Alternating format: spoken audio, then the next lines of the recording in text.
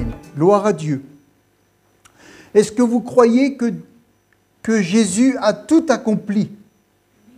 Oui ou non? Jésus a tout accompli. Ça, c'est le fait dans le monde spirituel. Tout est accompli. Mais nous sommes mandatés pour le rendre effectif sur la terre. Quelquefois, on va dire, je n'ai qu'à croire. Et tout viendra. Mais ce n'est pas ce que nous dit la Bible. Si tu crois, tu verras la gloire de Dieu. Mais ce n'est pas seulement si tu crois que tu verras la gloire de Dieu. Jésus, vous savez, il a porté les maladies et toutes les infirmités. Mais qu'est-ce qu'il a dit? Il a ordonné de guérir les malades.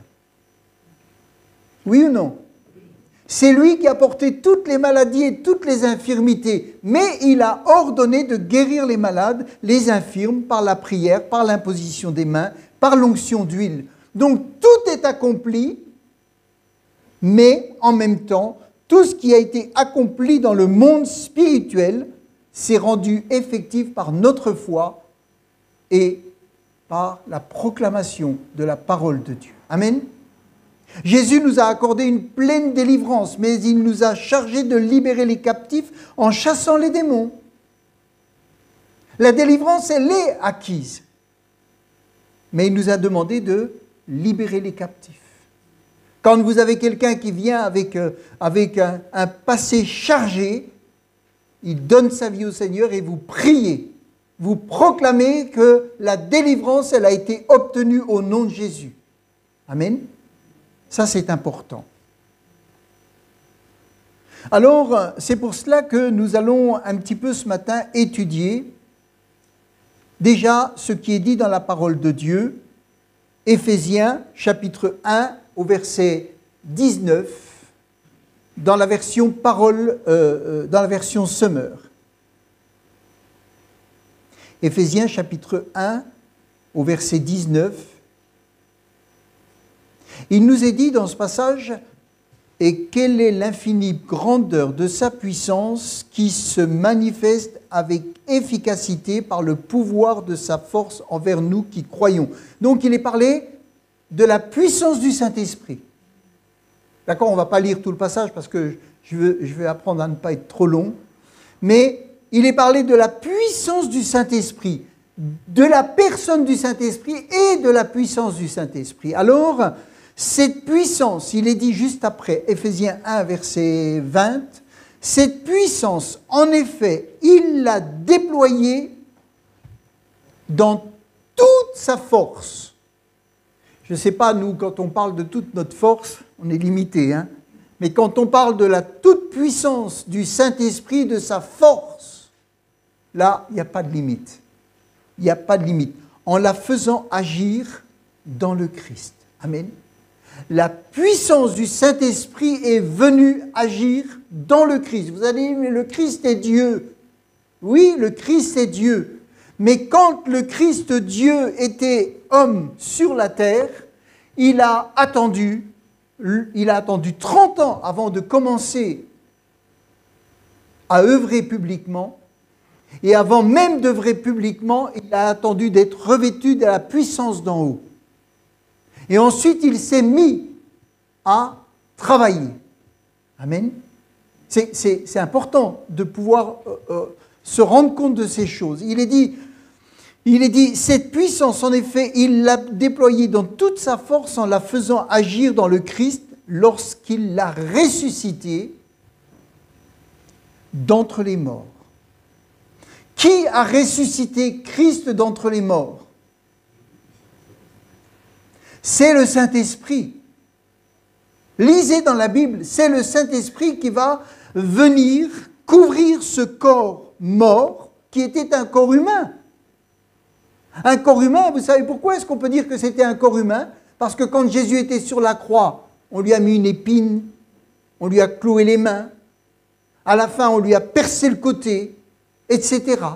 Donc c'était un corps humain qui a souffert, qui était sans péché, parce qu'il est né du Saint-Esprit dans le corps de Marie.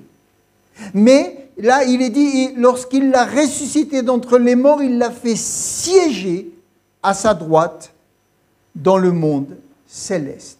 Il l'a fait siéger à sa droite dans le monde céleste. C'est-à-dire que Jésus est ressuscité par la puissance du Saint-Esprit. Il a navigué sur la terre pendant encore quelque temps et les disciples l'ont vu partir. Ils l'ont vu partir. Et qu'est-ce que fait Jésus aujourd'hui dans le ciel? Il intercède. Il est dit, lorsqu'il l'a ressuscité d'entre les morts, il l'a fait siéger à sa droite dans le monde céleste. Et il est dit au verset 21, c'est la version Semeur, là, le Christ est placé bien au-dessus de toute autorité. Ce n'est pas à côté, mais plutôt bien au-dessus de toute autorité, de toute puissance, de toute domination et de toute souveraineté, bien au-dessus. Amen. Est-ce que vous arrivez à vous mettre dans la tête que le Christ, une fois ressuscité et qu'il a passé auprès des disciples, qu'il a été vu et qu'il a fait ce qu'il avait à faire sur la terre, il a été transporté dans le ciel et que maintenant il est assis à la droite du Père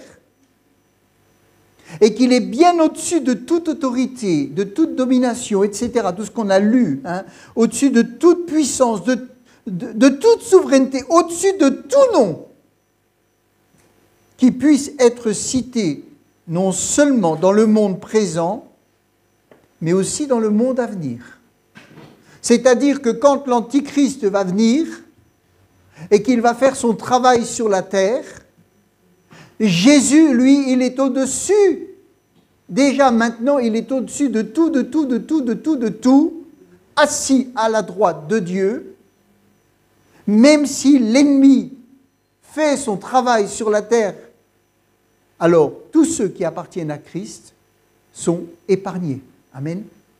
Ils sont épargnés. Dans ce sens-là, il est dit, au-dessus de tout nom qui puisse être cité, verset 22, Dieu a tout placé sous ses pieds.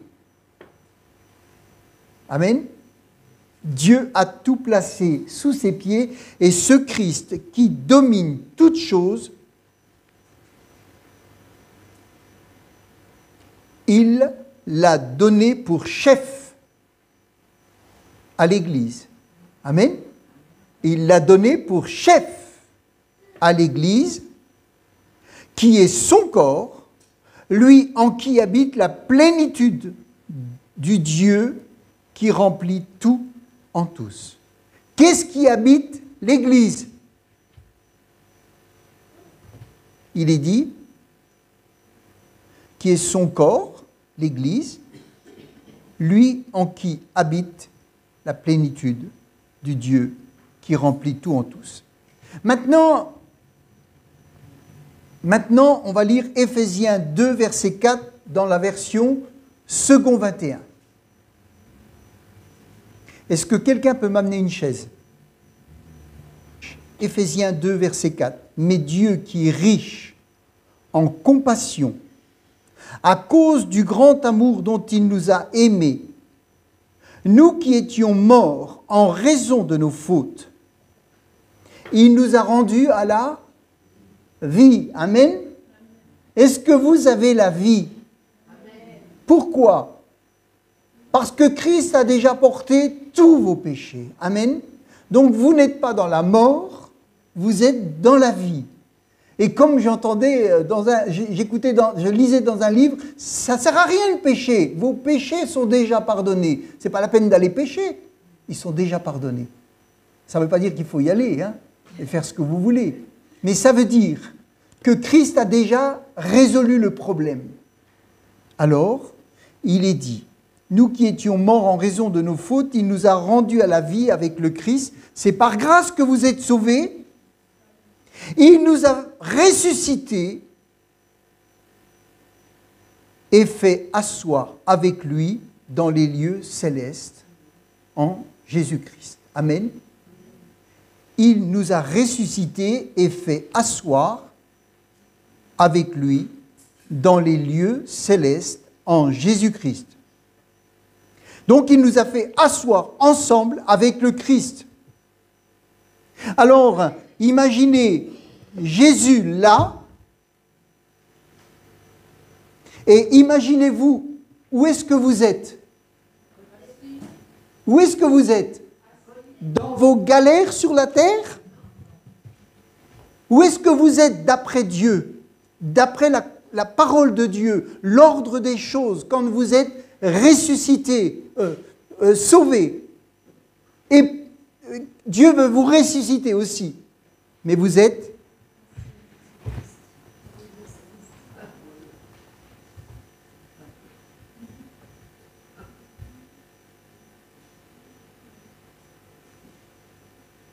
Il est là. Et là, c'est qui? Le Père. D'accord? Le Père, il est là. Christ est là. Et vous, vous êtes où? Là. D'accord? Il intercède pour vous. Et vous, vous êtes là. Alors nous, chrétiens, vous savez ce qu'on fait souvent? On court partout. On est sur la terre, on court partout pour résoudre les problèmes. Mais la meilleure façon de résoudre les problèmes, c'est de confesser la parole de Dieu. Regardez vos pieds. J'espère que vous n'avez pas le vertige. Parce que si vous avez le vertige, vous aurez du mal à être assis avec Christ dans les lieux célestes et le monde spirituel du deuxième ciel où Satan règne en dessous. Et en dessous encore, c'est le monde visible. Il y a le monde visible, il y a le monde spirituel du premier étage, on va dire. C'est le règne de Satan. Mais vous, puisque vous êtes assis avec Christ, vous êtes bien au-dessus de tout cela. On est OK? Donc si vous voyez les choses comme Dieu les voit, et si vous les inscrivez dans votre cœur et dans votre esprit, et que vous les confessez comme il nous est dit de les confesser, vous faites ça, Satan, il s'en va. Vous prononcez la parole de Dieu, Satan, il plie. D'accord? C'est comme ça que Dieu voit les choses. Et c'est comme ça qu'il veut nous voir. Tous les enfants de Dieu peuvent croire, confesser la parole et être assis avec Christ dans les lieux célestes. On est beaucoup moins vulnérable, hein? D'accord? Beaucoup moins vulnérable. Dès que Jésus a gagné le combat de la croix par sa mort, l'esprit de la résurrection est venu sur son corps en le ressuscitant et l'a fait asseoir dans les lieux célestes. Premièrement, dans notre pensée humaine, rien ne peut s'acquérir sans effort. Ça, c'est ce que nous pensons. On ne peut rien avoir sans effort. Et c'est vrai, l'autre jour, j'avais une petite fille à la maison qui dit « Je voudrais des sous. » Je voudrais des sous. Ben, je lui ai dit, tu sais, sur la terre, si on veut des sous, il faut travailler. Et je lui ai dit, est-ce que tu es prêt à travailler? Elle me dit, je lui ai dit, bon, elle ne m'a pas répondu. Je lui ai dit, voilà, je te donne un balai. Si tu travailles, tu auras des sous. Sur la terre, oui, matériellement, il faut travailler. Mais nous, on est dans le monde spirituel. D'accord? Là, on est dans le monde spirituel. Et dans notre pensée humaine, rien ne peut s'acquérir sans effort. Et si nous ne faisons pas d'effort, alors le progrès, l'avancement sera stoppé. Mais dans le christianisme ne commence pas par le faire, mais par le tout est fait. Le christianisme ne commence pas par le faire, mais par la confession du tout est fait. Tout est accompli. Et quand je disais tout à l'heure que tout est accompli, c'est-à-dire que tout est gagné, que Christ a vaincu. Et que nous sommes vainqueurs en Christ quand nous sommes assis avec Christ à la droite de Dieu. L'épître aux Éphésiens s'ouvre en nous faisant part des bénédictions que nous avons en Christ. Éphésiens chapitre 1 verset 3, il est dit « Béni soit Dieu, le Père de notre Seigneur, Jésus-Christ, qui nous a bénis de toutes sortes de bénédictions spirituelles. » La suite ? Dans les lieux célestes en Christ. Toutes les bénédictions spirituelles, on est béni de toutes les bénédictions spirituelles dans les lieux célestes en Christ. Amen. Donc pour bénéficier de toutes les grâces de Dieu, nous devons venir s'approcher de Dieu et confesser que nous sommes avec lui dans les lieux célestes. La marche implique un effort, alors que Dieu nous dit que nous sommes sauvés non par nos efforts, mais par la grâce. Amen. Nous n'avons rien à faire pour nous sauver nous-mêmes, mais nous avons simplement à déposer nos fardeaux de nos âmes chargées de péché. Elle l'a dit, viens, on se décharge. Amen. Alléluia. Troisièmement, nous n'avons pas commencé notre vie chrétienne en nous reposant sur ce que nous avons fait, mais sur ce qu'il a fait. Amen. Si vous vous reposez de votre vie chrétienne en vous disant, voilà, j'ai fait plein de choses, vous êtes à côté. Mais si vous vous reposez en confessant ce que Dieu a fait, vous entrez dans le repos de Dieu. Amen. Entrez dans le repos de Dieu. La vie chrétienne, de son commencement à sa fin, est basée sur le principe de la dépendance absolue du Seigneur Jésus et du Saint-Esprit. Parce que quand Christ est parti, il a dit « Maintenant, je vous donne le Saint-Esprit. C'est lui qui va vous aider, c'est lui qui va vous parler, c'est lui qui va vous conduire.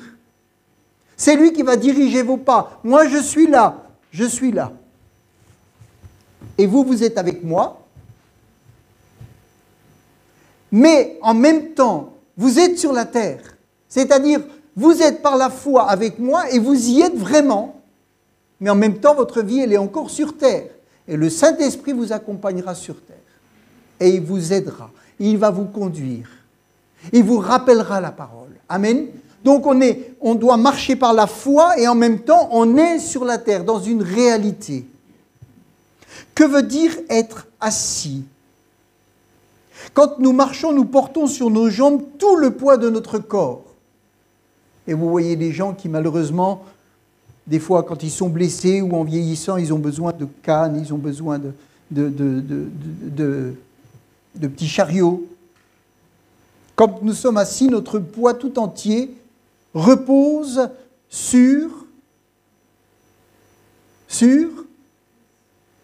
Quand nous sommes debout, notre poids repose sur quoi ? Sur nos jambes. Quand nous sommes assis, notre poids repose sur quoi ? Sur la chaise. Donc c'est beaucoup plus léger, d'accord ? On peut rester assis. Quand vous voyez les gens qui commencent à s'asseoir pendant la louange, vous pouvez dire, ça y est, ils sont fatigués. Ils ont besoin de pouvoir s'asseoir pour reposer leur corps. Eh bien, voyez-vous, être assis, c'est cela. Nous fatiguons lorsque nous marchons ou quand nous restons debout. Nous sentons le repos dès que nous sommes assis un moment. En marchant ou en restant debout, nous dépensons beaucoup d'énergie. Mais une fois assis, nous nous délassons parce que nos muscles ne nous portent plus. Amen. La Bible dit que nous devons être assis en Christ. Et nous nous fatiguons beaucoup. Et nous dépensons énormément d'énergie. Alors que la première chose à faire, c'est d'être assis en Christ. Amen. C'est ça qui nous donne le repos. Dans le domaine spirituel, être assis, c'est faire reposer tout notre poids, nos fardeaux, nous-mêmes, notre avenir, tout sur le Seigneur. Amen.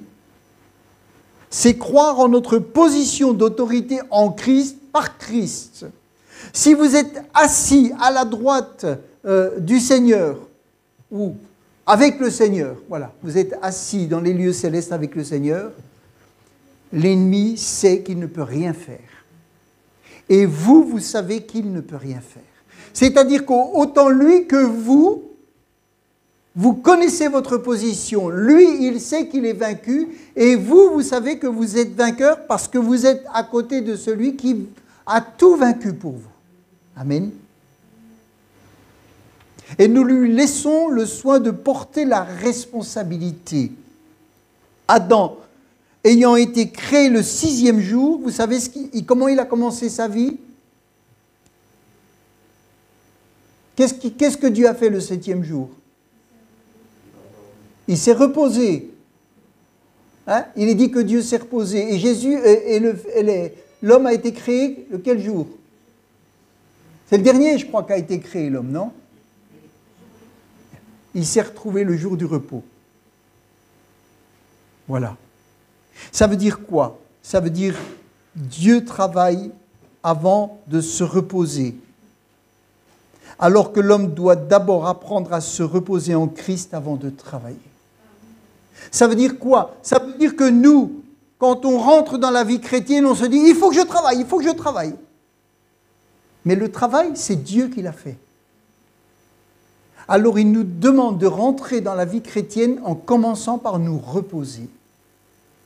Parce qu'on a été détruit par le monde, on a été détruit par tout. Et quand on rentre dans le repos de Dieu, ce n'est pas le moment d'aller se mettre au boulot. Il faut déjà reconnaître le travail que Christ a fait. Il faut reconnaître le tout accompli. Il faut reconnaître qu'il est venu sur la croix et qu'il a galéré pour porter nos péchés. Il faut reconnaître que c'est lui qui a dû rattraper le boulot mal fait par Adam. C'est lui qui est venu récupérer le péché qu'Adam et son épouse ont commis. Et tout ce que ça a entraîné, les malédictions et tout cela. Dieu travaille avant de se reposer, alors que l'homme doit d'abord apprendre à se reposer en Christ avant de travailler. Dieu a achevé l'œuvre de notre salut et nous savons, nous ne pouvons rien faire pour le mériter. Et nous devons jouir de l'œuvre de Christ dans le repos. Amen. Ça, c'est une chose. La pensée qui est développée dans Éphésiens, c'est de ne pas de nous voir assis avec Christ. Et la puissance du Père a fait asseoir Christ.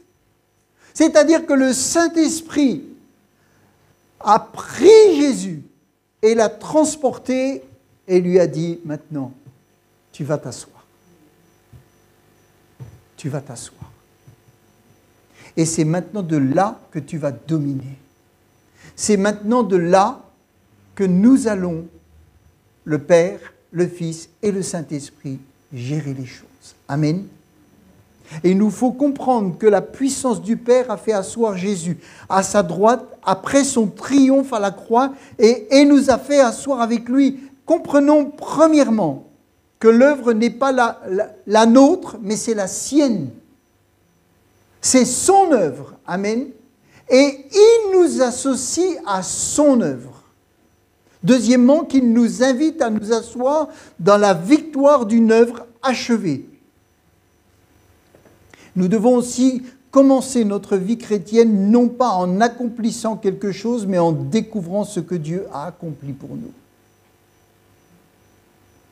Découvrons ce que Dieu a accompli pour nous. Amen. Et souvent, on dit « Saint-Esprit, conduis-moi ». Mais le Saint-Esprit, il dit « Comprends ce qui a été fait pour toi. Comprends quelle est ta position. Comprends l'autorité que tu as reçue. Comprends où est-ce que tu te trouves. Comprends quelle est la protection que Dieu a mise sur ta vie. » Amen. Et ça va nous aider. Ça va nous aider. Quelle est la portée de l'œuvre qui a été accomplie? Dans Actes, chapitre 1, verset 8, il est dit « Mais cherchez pas, vous recevrez une puissance de Saint-Esprit survenant sur vous et vous serez mes témoins à Jérusalem, dans toute la Judée, etc. » Qu'est-ce que Dieu va dire ou qu'est-ce que Jésus va dire aux disciples? Asseyez-vous à Jérusalem et attendez. Amen. Attendez. Ils se sont assis ensemble et ils ont attendu en adorant leur Dieu. Et ils ont reçu, alléluia, une telle puissance qu'ils ont pu ensuite aller faire l'œuvre de Dieu. Et dans Actes chapitre 2, verset 38, il est dit, Pierre leur dit, qu'est-ce qu'il va dire? Repentez-vous. Verset 38. Et que chacun de vous soit baptisé dans le nom de Jésus-Christ pour le pardon de vos péchés. Tout ça, ça peut se faire dans une salle, dans un champ, dans une rue, en étant assis.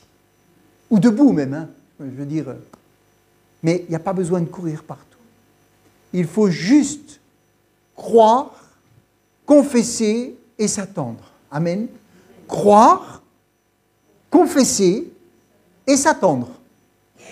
Et en faisant cela, vous recevez. Amen. Vous recevez. Comment est-ce que je peux recevoir la puissance du Saint-Esprit? Dois-je peiner pour l'avoir? Dois-je supplier Dieu de me la donner? Dois-je affliger mon âme par des jeûnes multipliés? Dois-je pratiquer toutes sortes de choses? Rien.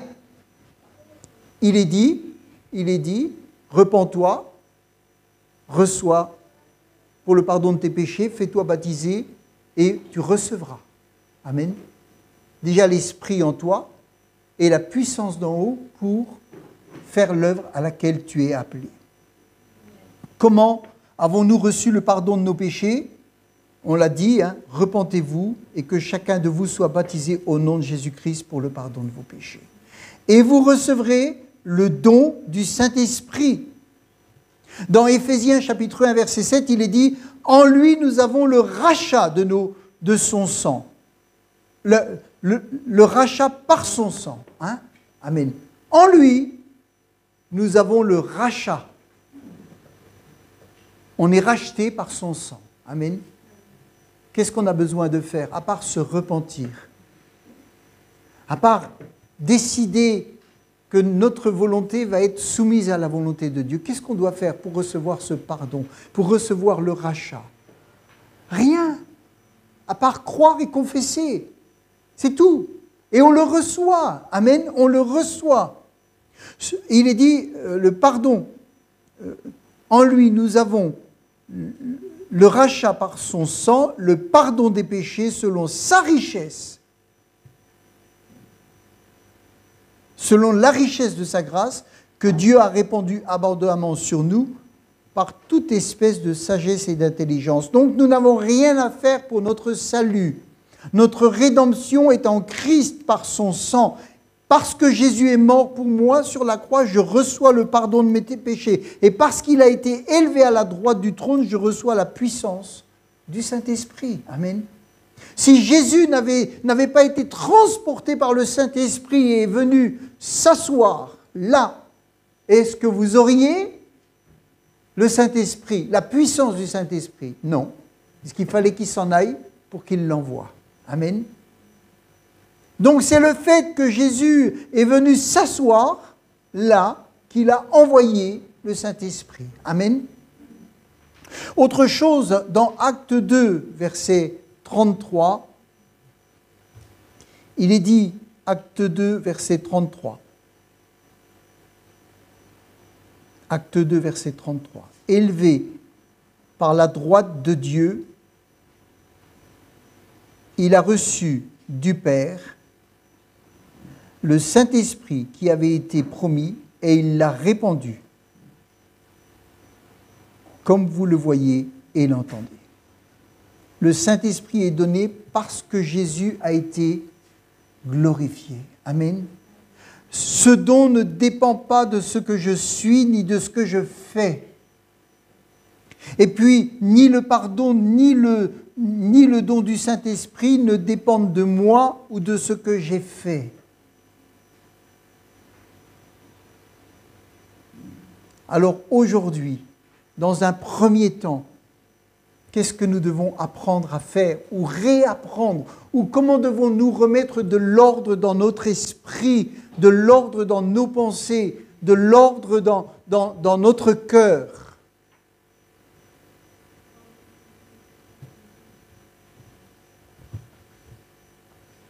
Amen. Je suis dans le repos de Dieu. Je suis assis avec Christ dans les lieux célestes. Je reçois les instructions. Je proclame la parole. Je proclame les délivrances. Je proclame les Écritures. Amen. Comment Jésus s'est défendu contre les attaques de Satan? Il est écrit. Il aurait pu avoir 10 milliers d'anges qui venaient. Il n'a rien fait de tout cela. Vous pouvez avoir des capacités, vous pouvez avoir toutes sortes de choses, des capacités humaines et tout pour gérer. Mais la première chose que nous devons faire, c'est nous asseoir. Amen. Et vous savez, je connais un garçon qui, depuis sa chambre, avec sa Bible, est en train de gagner sa famille. Il est encore assis, il n'a pas encore la possibilité de vraiment... mais il est assis dans sa chambre, avec Christ. Il loue, il prie, il parle, et il est en train de gagner sa famille. Amen. Il n'a pas couru partout. Il a simplement appris à proclamer, à déclarer que Dieu est tout-puissant, que Christ habite en lui, que le Saint-Esprit est là, que s'il demande, il reçoit, que s'il croit, il voit. Amen. Il reflète peu à peu les changements que le Seigneur a fait dans sa vie. Amen. Il reflète petit à petit les délivrances que Dieu a opérées dans sa vie. Et pourtant, il n'est encore pas à l'action, pourtant il n'a encore pas témoigné publiquement, pourtant il n'est encore pas allé évangéliser, pourtant il n'est encore pas beaucoup venu à l'église. Mais je remarque qu'en étant simplement assis avec Christ dans sa chambre, spirituellement dans les lieux célestes, tout est en train de changer autour de lui. Amen. Et donc nous devons toujours apprendre à nous asseoir avec la parole de Dieu, avec la connexion avec le Saint-Esprit et commencer à proclamer sur nos problèmes, à proclamer sur la maladie, à proclamer sur tout ce qui nous entoure, à proclamer sur notre caractère, à proclamer la parole de Dieu. Amen. Et simplement cela, parce que vous ne le faites pas par votre force, parce que vous le faites en étant assis avec Christ dans les lieux célestes, parce que vous le faites avec l'autorité qui vous est communiquée, vous voyez Satan baisser. Et il comprend qu'il ne peut rien faire contre vous. Amen. Il ne peut rien faire contre vous. Mais dès que vous descendez dans l'arène, que vous quittez votre position et que vous venez là, dans l'arène, sur terre, sans garder votre position en Christ, je peux vous dire que là, et vous avez intérêt à vite remonter. À vite remonter. Amen. À vite remonter. Et à être assis avec Christ dans les lieux célestes. Vous voyez, je vous disais au début, Jésus a tout accompli. C'est fait dans le monde spirituel. Mais nous sommes mandatés pour le rendre effectif sur la terre. Amen. Vous êtes sur la terre, nous sommes sur la terre. Et c'est nous que Dieu envoie prier. Amen. Témoigner. Etc. Donc, tout est accompli, mais c'est en agissant aussi que l'œuvre de Dieu va se faire. Alléluia. C'est en témoignant que les gens pourront entendre l'Évangile. Alors, ce n'est pas de rester assis dans votre chambre et d'attendre que tout se fasse. Non, ça c'est la position spirituelle, puissante, biblique, pour prendre autorité. Amen. Alléluia. Et si on le fait, le Seigneur sera là. Le Seigneur sera là. Alléluia. Et je vais m'arrêter là.